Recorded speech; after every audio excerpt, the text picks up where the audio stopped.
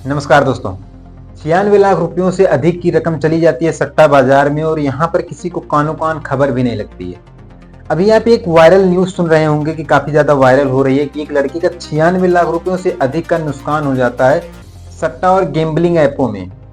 और वो लड़का इस समय काफी ज्यादा पॉपुलर भी हो रहा है क्योंकि 96 लाख रुपए की रकम काफी ज्यादा बड़ी होती है और इतनी बड़ी रकम अगर आप गैम्बलिंग ऐपों में खर्च करते हैं या फिर उड़ा देते हैं, अगर आप एक मिडिल क्लास फैमिली से आते हैं तो ये काफी ज्यादा बड़ी रकम होती है। और इतनी बड़ी रकम का ट्रांजैक्शन हो जाता है एक बैंक से दूसरे बैंक में और सीबीआई और आरबीआई को बिल्कुल इसके बारे में कुछ भी खबर नहीं होती।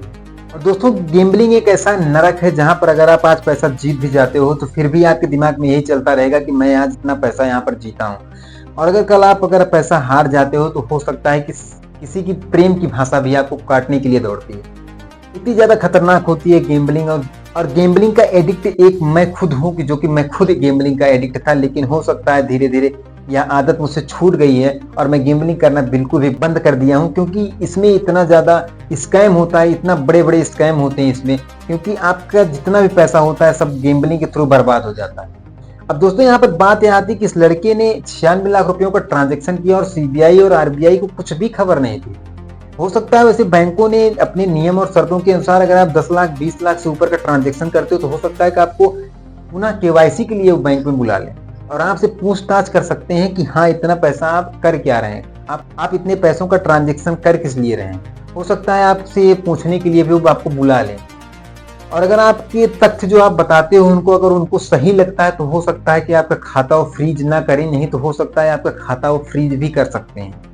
और फ्रीज करने के बाद में हो सकता है जिसमें जितना भी पैसा उस आपके बैंक अकाउंट में होगा सारा का सारा पैसा बैंक द्वारा जब्त कर लिया जाता है। कुछ महीनों के लिए, हो सकता है परमानेंटली भी जब्त कर लिया जाए। ऐसी व्यवस्था होने के बाद में भी यह लड़का 96 लाख रुपयों का ट्रांजैक्शन कर लेता है और किसी को कुछ भी नहीं पता होता है। या तो दोस्तों, यहाँ पर दो ऑप्शन उठते हैं। पहला ऑप्शन यह होता है कि यह लड़का ये तो झूठ बोल रहा है, इसने 96 लाख रुपयों का ट्रांजैक्शन कभी किया ही नहीं है। और दूसरा ऑप्शन यह हो सकता है कि यह लड़का 96 लाख रुपयों का ट्रांजैक्शन किया लेकिन बैंक और आरबीआई सीबीआई इस पर कुछ भी किसी भी प्रकार का एक्शन नहीं लिया जाता है। ऐसा भी हो सकता है लेकिन ऐसा मानना बहुत ही मुश्किल है। और तीसरा ऑप्शन यहाँ आता है दोस्तों कि यह लड़का अगर झूठ बोल रहा है तो यह लड़का काफी ज्यादा गर्त में जाने वाला है, क्योंकि इस पर हो सकता है कि काफी ज्यादा ऐसा भी हो सकता है काफी सारे लोग झूठ बोल करके इसके ऊपर आरोप लगा दे कि हाँ, इसने मेरा पैसा इतना लिया हुआ था। और इस लड़के को हो सकता है कि इतना पैसा इसको देना भी पड़ जाए क्योंकि यह लड़का पहले ही बता रहा है कि मैंने स्कैम किए थे 96 लाख रुपयों का। गैम्बलिंग करने से हानियां क्या क्या होती है दोस्तों? वैसे भारत में काफी ज्यादा गैम्बलिंग की जाती है, वो चाहे प्रत्यक्ष रूप से की जा रही हो या फिर किसी ऑनलाइन बेटिंग साइट के माध्यम से की जा रही हो। लेकिन भारत में गैम्बलिंग काफी ज्यादा पॉपुलर है क्योंकि गैम्बलिंग में कोई अनपढ़ लोग नहीं आते बल्कि पढ़े लिखे लोग भी गैम्बलिंग के शिकार हो जाते हैं। जैसे यह लड़का बीटेक का छात्र है लेकिन फिर भी गैम्बलिंग का शिकार हो चुका है, गैम्बलिंग का एडिक्ट हो चुका है, इसको गैम्बलिंग की लत लग चुकी है। इसी कारण से इसने 96 लाख रुपयों का अपना लॉस किया है गैम्बलिंग साइटों पर। वहीं दोस्तों, भारत में ऑनलाइन गैम्बलिंग एक ऐसा अभिशाप बन चुका है कि इसमें बड़े तो बड़े छोटे बच्चे भी इसमें शामिल होते जा रहे हैं। और छोटे बच्चे इसमें शामिल होने के साथ साथ वह इसके एडिक्ट भी बनते जा रहे हैं, इसकी उनको लत लगती जा रही है।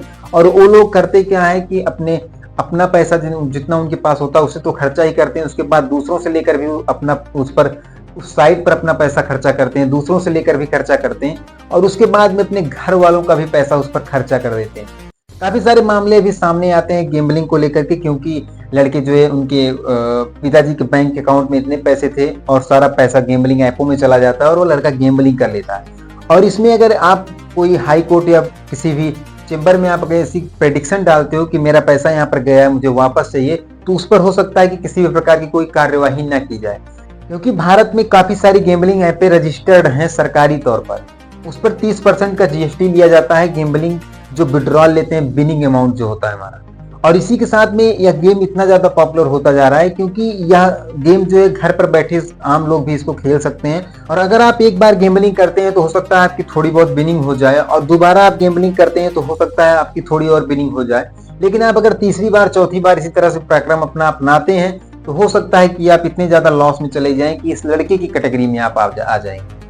इस लड़के के साथ होता क्या है कि आप पहले तो अपने पास जो पैसा होता है उसको गैम्बलिंग के जरिए सारा पैसा उड़ा देता है, लेकिन उसके बाद में भी इसका पेट नहीं भरता और यह 96 लाख रुपयों का कर्ज इसके ऊपर हो जाता है गैम्बलिंग साइट की वजह से, क्योंकि यह लोगों के साथ में फ्रॉड करता है, लोगों से पैसा उधार लेकर के गैम्बलिंग करता है, लेकिन फिर भी वह उसमें कुछ भी उसको नहीं मिलता है। अब आप इतना तो समझ ही गए होंगे कि इतनी बड़ी अमाउंट लेकर अगर कोई गैम्बलिंग करने जाता है फिर उसका भी लॉस हो जाता है वहां पर, तो अब आप अगर छोटे अमाउंट लेकर अगर आप जाते हैं तो आपका क्या हश्र हो सकता है। तो आज के लिए बस इतना ही, मिलते हैं आपको किसी और वीडियो में, तब तक के लिए आप लोगों को बहुत बहुत धन्यवाद।